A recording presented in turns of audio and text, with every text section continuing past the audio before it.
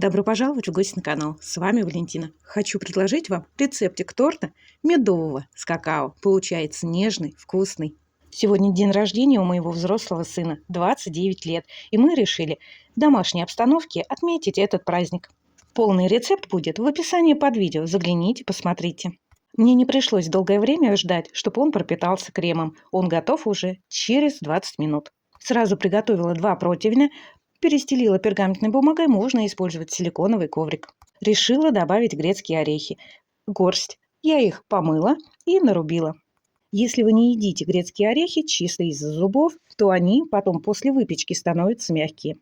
А теперь готовлю тесто. Взяла 5 куриных яиц, добавляю пол чайной ложки соли, 100 грамм сахарного песка, взбиваю миксером, желательно взбивать до пышной белой пены.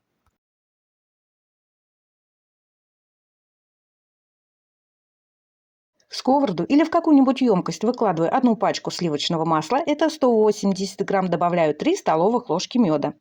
Ставлю на огонь и растапливаю. Это можно сделать и в микроволновой печи. Пока масло тает, добавляю 1 стакан просеянной муки и 2 столовых ложки какао.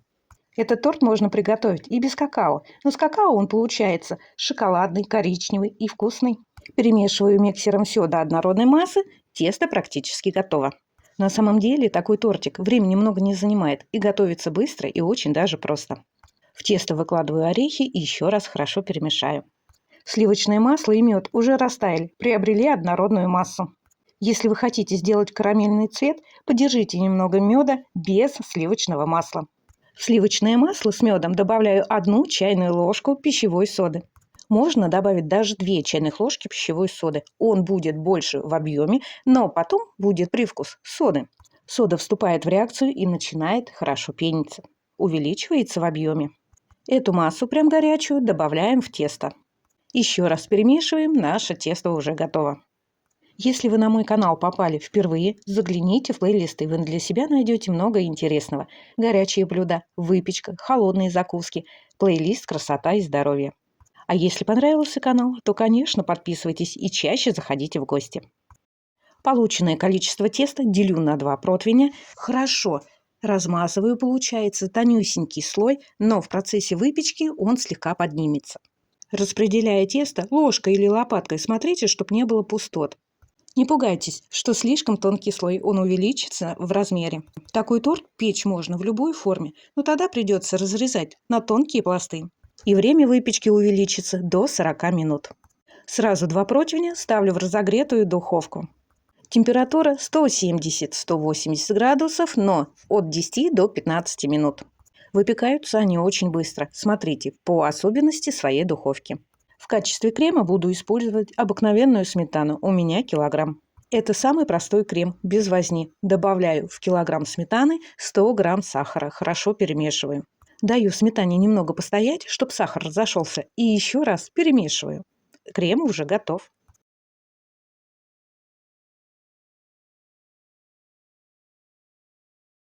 Основа для торта готова. Она хорошо отходит от пергаментной бумаги. Остается обрезать неровный край. Но обрезки мы не выкидываем. Мы будем использовать их в качестве декора. Пласт разрезаю пополам. Торт у меня получится 4-слойный.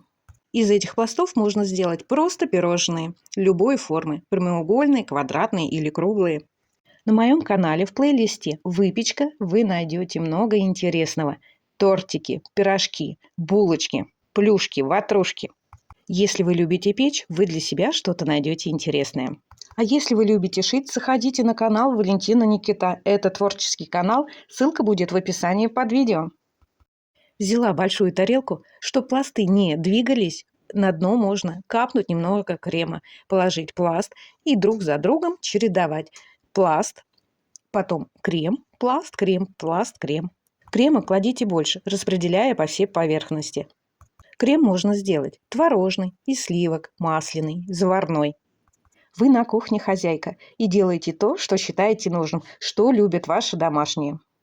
Верх и бока также покрываю сметаной, но лучше это делать лопаточкой, намного удобней. Из всего количества сметаны у меня всего осталось грамм 100. Я ее просто с удовольствием съела. Обрезков от коржа получилось слишком мало, но мне хватило. Прокрутила блендером в крошку. Если у вас нет блендера или вы не хотите его доставать, можно порубить ножом. Этой крошкой посыпаю весь торт. Если есть желание, вы можете сверху также посыпать орехами. Хоть он у меня получился не совсем пышный, как я ожидала, но сантиметров 7 в нем есть. Получился он очень вкусный, мягкий, нежный. Результатом довольна и всем понравилось. Если вы мед не едите или у вас аллергия, то в этом рецепте вы можете не использовать мед. Получится тоже отличный результат, будет вкусный. Понравился рецепт? Ставьте лайки. Заходите в гости на канал, подписывайтесь.